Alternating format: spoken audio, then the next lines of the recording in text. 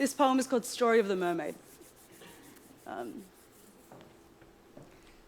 Lengthen your cords and strengthen your stakes, for I am the mermaid that shall swim from your east to your west. My hair flipped black as a set of cul-de-sac headlight midnight cat sits, trail as long as Rapunzel listening to melodic renditions of Mother Knows Best. My features as foreign as the Chinese characters you cannot recognize on strange red lolly wrappers. My tongue, the thoith morthel, the cocaine plantation, the diff to a da of molasses.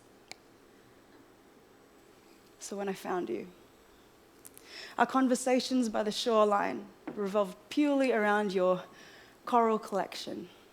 With pride, you divulged the capture of taro tree, green apple cap, long polyp leather, and lavender mushroom. Your descriptions focused as they were cool, your voice steady, skilled. As a circus-trained tightrope walker making high trapezes look easy, your demeanor sweet as Wesley, where granules of sand would distract me as they camouflaged their wares between the strands of your straw-colored hair. But the second conversation, your crow's feet eyes began mocking mine as my long, perhaps too long, staggered glances no longer took your awkward subject changes by surprise.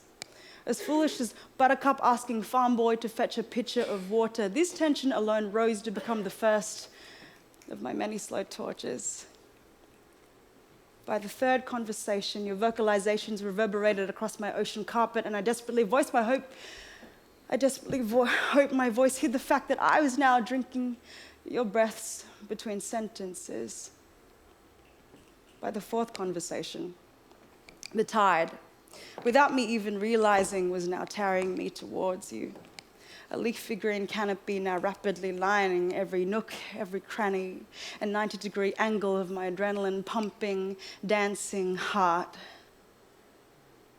So in the spirit of covering my ass, I naturally spat, "You can touch, but you can't touch the cock!"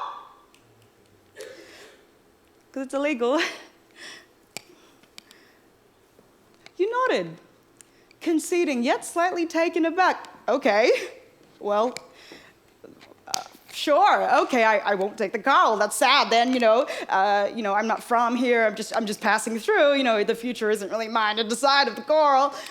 Okay, well, that's settled then. No, in your integrity, you would not pretend to keep long-term whom this reef was home to, comfort to, precious to, family to, Christmas to. Enjoy it for a moment, then discard it like another one of your nomadic traveler discoveries to put on your utility belt, Mr. Seafarer. I'm not about to try and convince you to be in a relationship with me. But pray tell me, would you ever consider dating a mermaid? Precisely with one with locks long enough to cover her breasts? I mean, you just make me sleepy with your stare.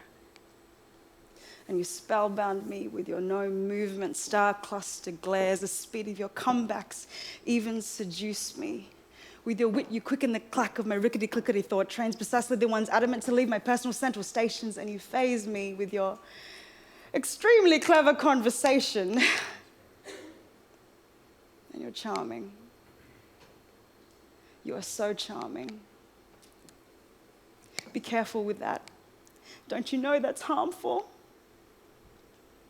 You must have known that the route to my heart was always through my brain, and the route to my brain was through cymatics.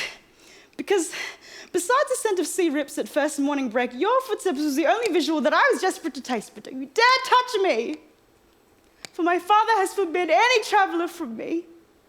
And if you dance upon the fences of my family tree, go fondle the flowers of your hastily purchased plot where your grave will be.